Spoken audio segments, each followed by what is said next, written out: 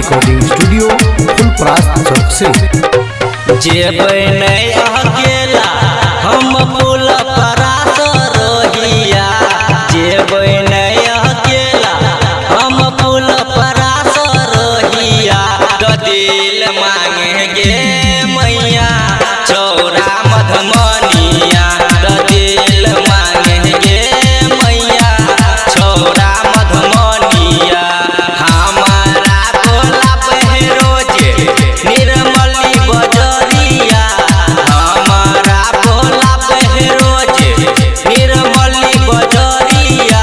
तो दिल मांगेंगे मैया चौरा मधुमनिया, तो दिल मांगेंगे मैया चौरा मधुमनिया।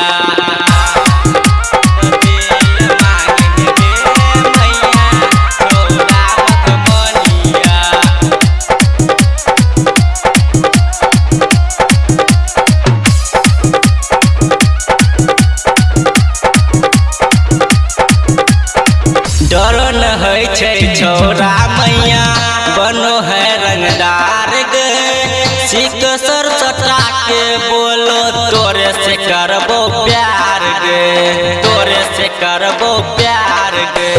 डर न है छौरा मैया बनो है रंगदार गे, सिक सर सटा के बोलो तोरे से करबो प्यार गे। बाते बाते में अपन बरैया, बाते बाते में कर है अपन बरैया।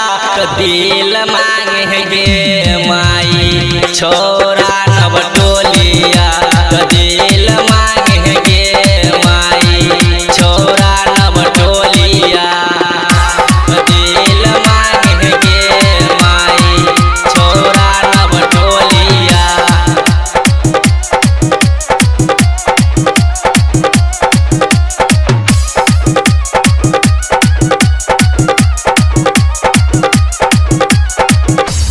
कबो कबो लागे है हमरा छौरा है पगलेट गे, हमरा देखा के मैया पियो है सिगरेट गे, पियो है सिगरेट गे।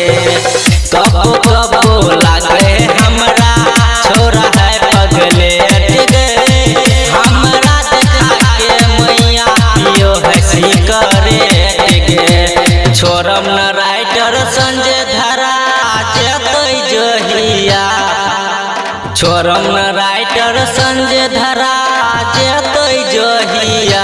तो दिल मांगेंगे माई छोरा नवटोलिया, तो दिल मांगेंगे माई छोरा नवटोलिया। जय माँ काली रिकॉर्डिंग स्टूडियो फुलपरास चौक से। 91 13 90 67 65।